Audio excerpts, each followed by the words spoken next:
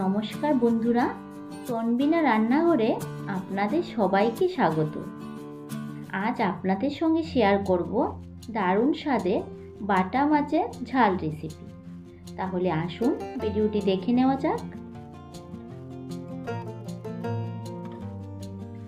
এখানে আমি 5টি বাটা মাছ আগে থেকে ধুয়ে পরিষ্কার করে নিয়ে নিয়েছি। এবার বাটা মাছের গায়ে দিয়ে দিয়েছি হাফ চামচ নুন আর দিয়ে দেব হাফ চামচ হলুদ গুঁড়ো। দিয়ে মাছগুলিকে নুন হলুদের সঙ্গে ভালোভাবে একটু মেখে নেব।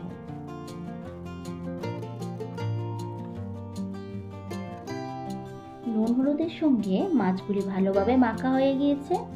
এবার মাছগুলি ভাজার জন্য আগে থেকে একটা কড়াই বসিয়ে নিয়েছি।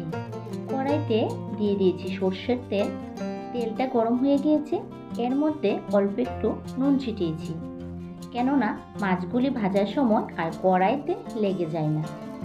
এবার তেলটা ভালোভাবে গরম হয়ে গিয়েছে, এর মধ্যে একে একে মাছগুলি দিয়ে দিচ্ছি।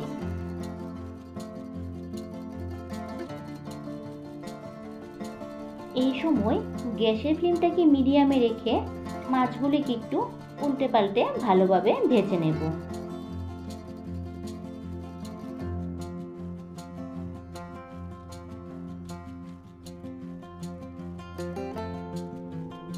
মাছগুলি ভাজা হয়ে গিয়েছে, এবার একটা বাটির মধ্যে তুলে নিচ্ছি। ওই মাছ ভাজা তেলের মধ্যে দিয়ে দিয়েছি 1/4 চামচ কালো জিরে আর দিয়ে দেব চিড়ে রাখা 5-7টা কাঁচা লঙ্কা। কাঁচা লঙ্কা আর কালো জিরের ফোড়নটা দেওয়ার পর গ্যাসের ফ্লেমটাকে লোতে রেখে একটু নাড়িয়ে দিয়েছি। কাঁচা লঙ্কা আর কালো জিরে ফোড়নটা দিলে একটা সুন্দর ফ্লেভার তৈরি হয়। এবার এর মধ্যে দিয়ে দিচ্ছি কুচিয়ে রাখা বড় সাইজের একটা পেঁয়াজ। পেঁয়াজটাকে হালকা একটু নাড়িয়ে দিচ্ছি। পেঁয়াজটা হালকা লাল হয়ে গেলে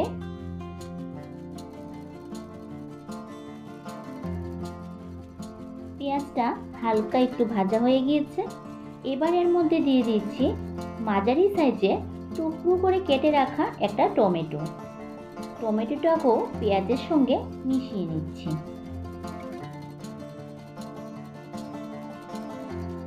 টমেটো পেঁয়াজের সঙ্গে মিশিয়ে নেওয়ার পর এবার এখানে দিয়ে দিচ্ছি স্বাদ অনুযায়ী নুন।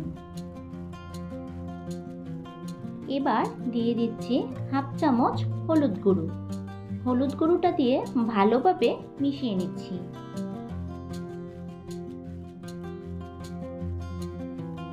মিশিয়ে নেওয়ার পর গ্যাসের ফ্লেমটাকে লোতে রাখতে হবে।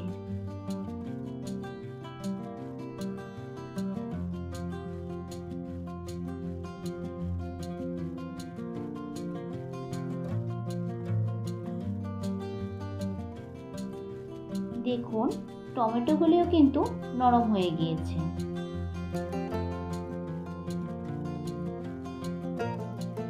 এবার দিয়ে দিচ্ছি সামান্য পরিমাণে জিরে গুঁড়ো আর দিয়ে দেব হাফ চামচ কাশ্মীরি লঙ্কার গুঁড়ো।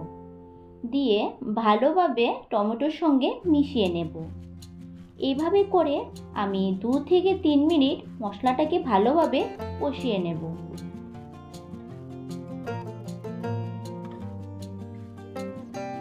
মশলাটা ভালোভাবে কষানো হয়ে গিয়েছে। এবার এখানে 1 কাপ জল দিয়ে দেব।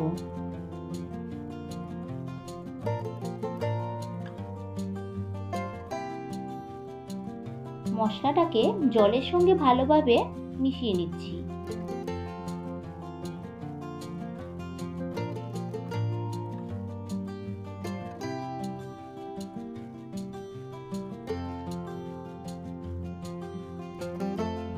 এবার এখানে গ্রেভিটা সুন্দর ফুটতে শুরু করেছে। এবার দিয়ে দিচ্ছি আগে থেকে ভেজে রাখা মাছগুলি।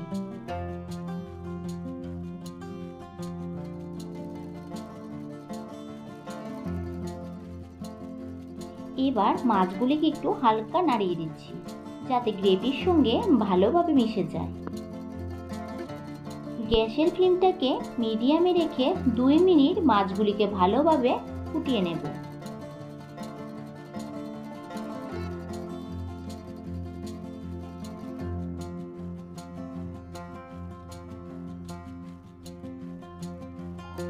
দুই মিনিট মাছগুলিকে ফুটিয়ে নেওয়ার পর এবার এখানে দিয়ে দিচ্ছি কুচিয়ে রাখা ধনেপাতা।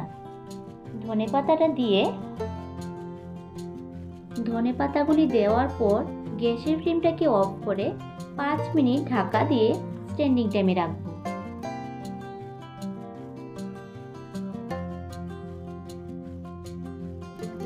তৈরি হয়ে গেল আমাদের বাটা মাছের ঝাল। এই রেসিপিটি বাড়িতে বানিয়ে ট্রাই করে দেখবেন, আশা করি ভালো লাগবে।